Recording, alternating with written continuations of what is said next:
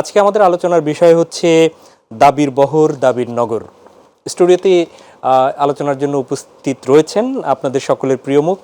আমি পরিচয় করিয়ে দেওয়ার খুব একটা অবকাশ নেই, তারপরে বলছি doctor Asaduzzaman Ripon, vice chairman BNP. আপনাকে স্বাগত জানাচ্ছি। প্রিয় দর্শক, আমাদের সাথে যুক্ত হবেন গণফোরামের সাধারণ সম্পাদক অ্যাডভোকেট সুব্রত চৌধুরী। তিনি পৌঁছার সাথে সাথে আমরা যুক্ত করে নিব।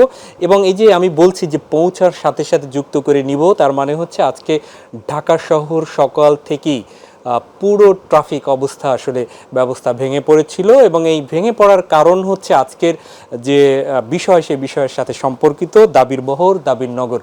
এই দাবি আমরা দেখেছি যে একদম কাটায় কাটায় 1 মাস, 5 তারিখ ছাত্র জনতার গণ অভ্যুত্থানের মাধ্যমে যে স্বৈরাচারী সরকার কিংবা আওয়ামী লীগ সরকার, শেখ হাসিনা পালিয়ে যাওয়ার পরে 8 তারিখে অন্তর্বর্তী সরকার গঠন হয়েছিল। তারপরেই আমরা দেখেছি যে রাজপথে তার কয়েকদিনের মধ্যেই বিভিন্ন দাবি নিয়ে অনেকগুলো প্রতিষ্ঠান, আনসারকে দেখেছি আমরা দেখেছি রিকশাওয়ালাদের, আমরা দেখেছি এরকম শ্রমজীবীদের, বিশেষ করে গার্মেন্টস শ্রমিকদের রাস্তায় নামতে। তার ধারাবাহিকতায় আমরা ঠিক আজকে দেখেছি যে ডিপ্লোমা পড়াশোনা যারা করেন, ইঞ্জিনিয়ারিং পলিটেকনিকের, তাদের আজকে রাজধানীতে দাবি নিয়ে নেমেছিল। সেই দাবির প্রেক্ষিতে আজকে কিন্তু সারা ঢাকার একদম